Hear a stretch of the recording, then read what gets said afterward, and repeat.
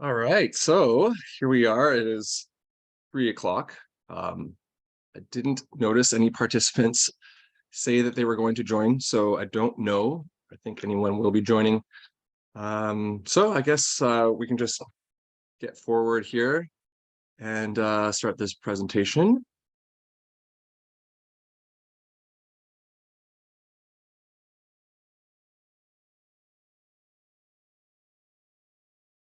Let's start with a share screen, and I'm sharing a PowerPoint presentation. And this will be about Zoom, Zooming in the class, as titled here. This production is under a copyright Creative Commons, attribution, creator, and non-commercial applications. Okay, so let's get started. Okay, firstly, I'd like to acknowledge the land that we are gathered here today. This is traditional territory of the Kitunaxa and Silix and Sinixt tribes. We're very honored to be here, and we very much continue to honor these lakes, mountains, and rivers of which we are gathered on here today. A little bit about me. My name is Nathan. I've been in hospitality and tourism pretty much my entire life. Started as a dishwasher, line cook, prep cook, all the way up to restaurant manager, restaurant owner. I am a certified sommelier and have done worked in many types of restaurants, from Toronto to New York and to where I currently reside now, Nelson, BC. I'm taking this course so that I can teach hospitality and tourism at a professional level and usher in a new generation of amazing restaurant people. So let's talk about Zoom. A little brief history about Zoom. The Zoom boom, obviously, it's older than you might think. It's over 10 years old now. And it has currently now 300 million daily meeting participants, over 1,500 apps available for download. And I believe it's probably still under like 2,000, seeing as how this number hasn't changed on their website. It just says plus 100, 1,500, which is a lot, considering that there was only 200 in January 2020, prior to the big Zoom boom. And so that's a major increase of applications, third-party. And now we're having 100,000 schools, 25 countries using the service. Over 700 universities and colleges are now using Zoom. So it's very widely used. And here's another graph just to illustrate what happened in terms of the usage of this application. Prior to January 2020, not a lot of usage. Obviously, we went through some pretty rough years there at the beginning of 2020 and so forth. So you can see just the massive amount of usage growth. And that's just not going away. So today the software registers over 3.3 trillion annual meeting minutes, and the market cap of the publicly traded company exceeds 75 billion. I hope you bought stocks prior to 2020, because if you did, you're laughing. All right, so media enhanced future. We are currently living in a very much media enhanced future. It's not going away. It just keeps getting more intricate and more integrated into our day-to-day lives. Hybrid learning is very much at the forefront of that.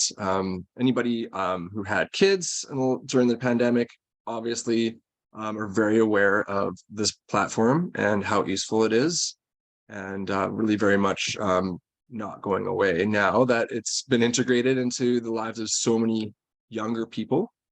Some of the key findings in terms of online and versus face-to-face and so on, by the US Department of Education, found that it's more beneficial to have a hybrid learning of both face-to-face and online. That it's not better than one or the other, but that the combination of the two is likely the best learning platform going forward. So why use Zoom? It's widely used. Very many integrated features, freemium license. It's available on mobile. You can set virtual office hours, very customizable. It encompasses that hybrid learning, and it is, again, very easy to use. Okay, so let's talk about a little bit about adult learning. You might recognize this guy, Malcolm Knowles, my boy Malcolm. So 4 of his principles of andragogy, adult learners benefit when involved in the planning and evaluation of instruction. Experience provides the basis for learning activities. Adults pursue subjects that have immediate relevance and impact in their lives. Rather than when you're young, you're forced to take certain subjects. I don't really need to learn calculus now, but I might have been forced to at a younger age. In college or wherever. Adult learning is problem-centered rather than content-oriented. So again, going back to that same idea. So how does that integrate into adult learning within Zoom? So utilizing key features in Zoom platforms such as whiteboards and team chat is a great way to help plan your lessons. Group collaborations, breakout rooms, using conference to share experiences, role play, so allowing your life experiences to come through. Screen sharing content such as video, instantly share relevant information. So it's immediate. And we weren't able to really do that in the past. When I was learning online, it was very slow dial up as a kid, and we didn't have that excitement of videos, and even photos took a long time to load. So it's come a long ways.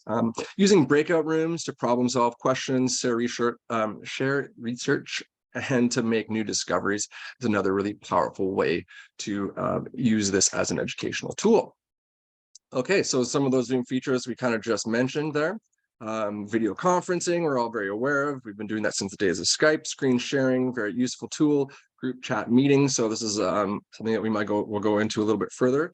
Breakout rooms, whiteboards, classic like your Blackboard as a kid now is a whiteboard and become digitalized, and now digitalized within Zoom. Polls, advanced polls and quizzes, as well as integrated apps. And this is kind of an important last two, because I want to point out that polls and advanced quizzes are actually only available through the paid service. So if you want to use those, you would like to look into the integrated apps. Okay, so yeah, video conferencing, thumbs up. We all understand that. We're all pretty aware of that. Screen sharing, we're currently in it. There are lots more options to explore within here. Definitely invite you to do so. Let's talk a little bit more about in-meeting group chats. Okay, so here's a quick little video sort of illustrating where to set that up. So you'll see here at the bottom, in your dashboard, you can click on the chat button and it'll bring up a chat window. There's a little arrow up here at the top you can use to pop it out. So it's not like right next to your window like it is for me. For like this, then you're actually welcome to leave it like that. So you can type messages in there, you can send emojis, and you can also react to those emojis, which is a pretty helpful tool. And I'll get a little bit more into that, especially for creating interaction and engagement. So this is a very helpful tool to do that. Okay. So another really great tool that they have is to be able to raise or emote during a presentation. So I'm currently screen sharing, so I wouldn't be able to do that, but you would be able to go down to your dashboard, just like you did for the chat, and you'll be able to find their reactions. And in those reactions, there's a button that's raise hand. So it allows me to see that you have a question. And then anyone who has a question, I can then go and answer and address those questions. Or if, for instance, the question is answered in the next paragraph of the lecture, then you can just click lower hand, and then we don't have to worry about addressing the question. Okay. So I'm going to actually ask everybody if you can at home in your on your way, or because there's nobody actually in this meeting with me right now to do this, but if you would like to go to your chat, and I'm going to have to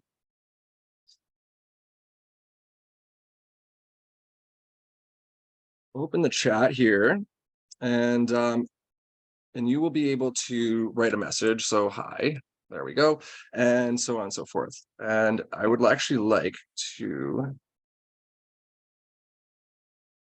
ask you, in your opinions, to either leave a thumbs up in the chat, a thumbs down in the chat, or any other emoji to indicate that how you feel about this pie graph that is currently on the screen. So In your experience, do emojis and GIFs express emotion that written messages, voice, and video can't express?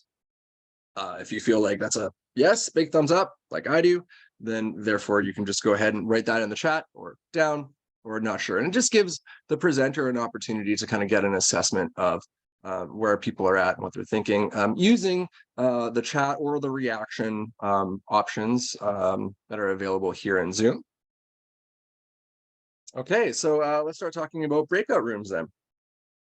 So they're great for engaging participants in multiple topics. Say, like, for instance, the subject is hockey, but we want to talk about the players, we want to talk about the business, and then we want to talk about equipment. Okay, so we can split participants into 3 separate groups, and they could each have a topic to discuss. And then come back together and sort of share our findings.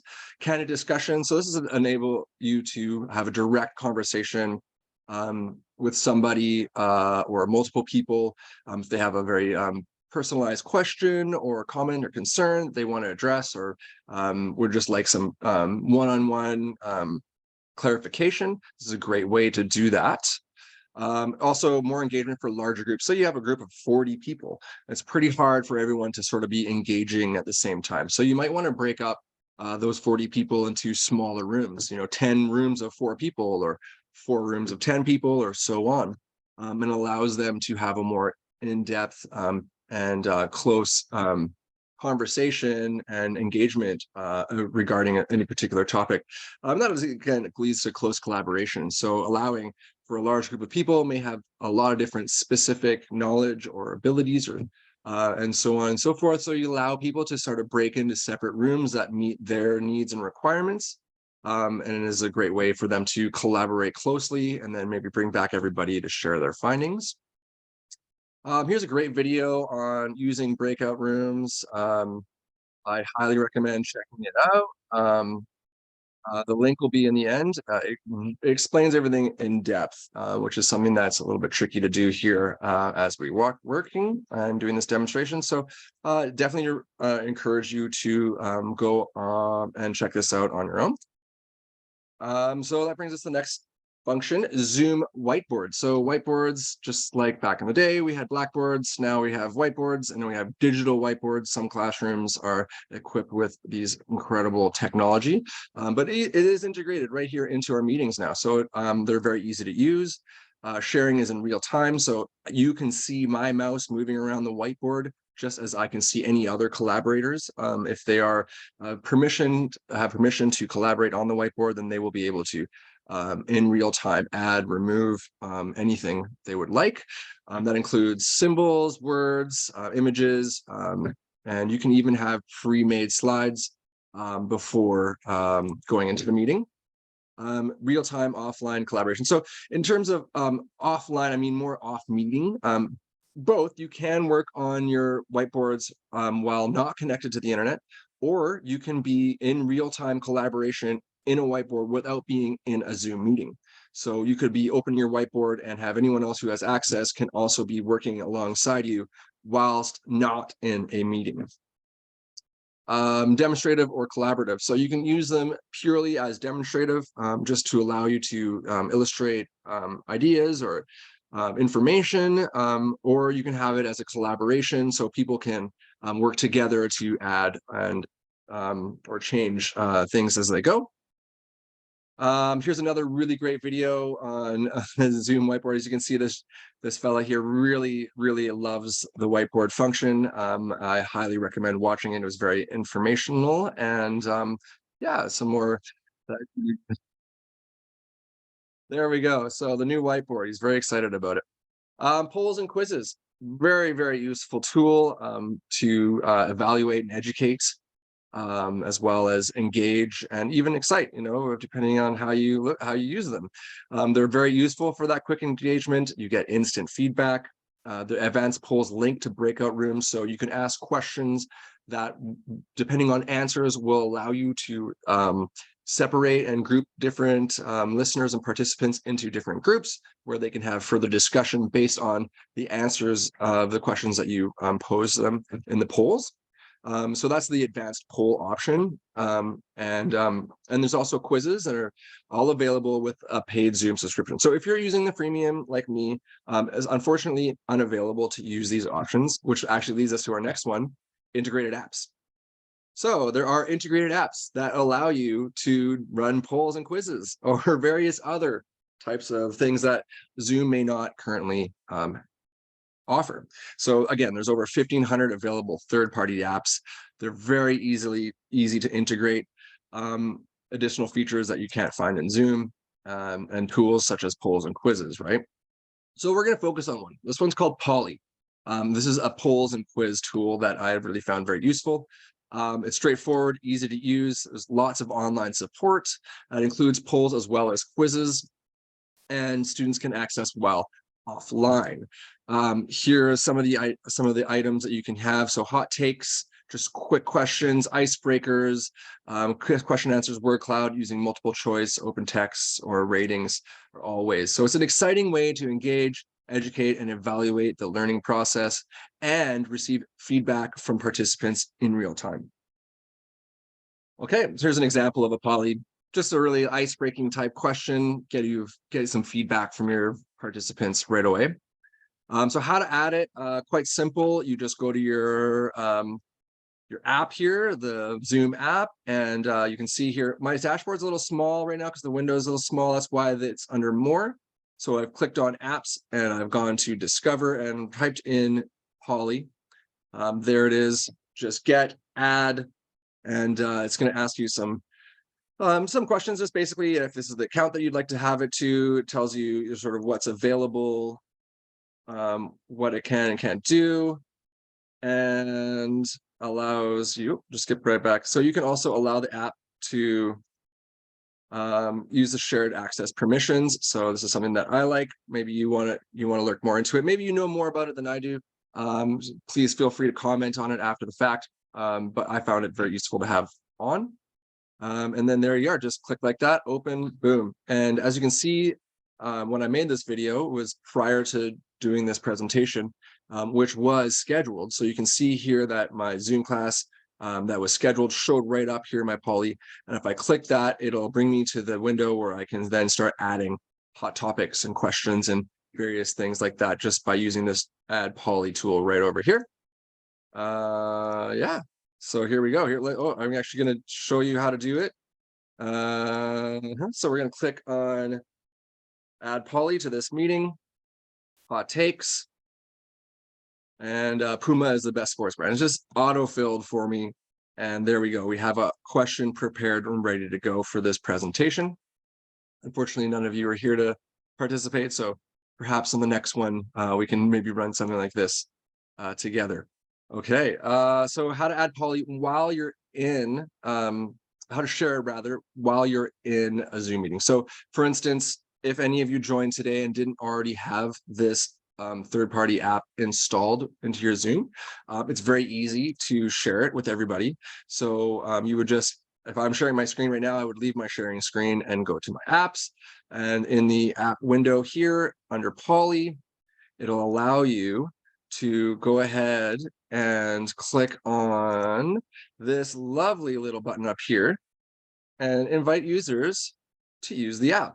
So it'll show all the users that are available in, I had a friend, Kristen, in this example, and sent her the ability to add Poly. And it's just like I showed you a minute ago. It takes less than 30 seconds, a couple questions. The next thing you know, it's ready to use and go. Okay, so how did Zoom do in terms of exciting, engaging, educate, and evaluate? I think it has an A+. There certainly are some areas for improvement, but with the addition of third-party apps, it's really quite limitless as to what you can do. And I think it's really an amazing tool for teaching, and especially for teaching hybrid learning that encompasses both in face-to-face as well as online on your own. Okay, so that is Zooming in the class. I hope you've enjoyed this presentation. I had a lot of fun making it. I really had very little knowledge of Zoom prior to this. I used it during the pandemic, like many other of you. One of my favorite things was to actually set it up to my left and watch a movie with my best bud. And then whenever something would happen in the movie, I could look over at him and he'd have his set up and he'd be able to look over at me and we'd have that reaction of, hey, that was good. That was good, right? Yeah. So it's pretty cool. So lastly, hybrid learning isn't going anywhere anytime soon. So get online and Zoom. This has been a presentation on Zoom. Thank you for participating. Here are some references for your information and links to the YouTube videos that were included. I hope you all have a very fantastic day, and I look forward to potentially meeting you in person or meeting you online in another one of these lectures. I do have another one coming up. Hopefully you can participate in that one. Thank you very much. And please leave any comments or feedback in the post. I would love to hear what your thoughts were after the fact. Thank you so much. And we'll see you again soon.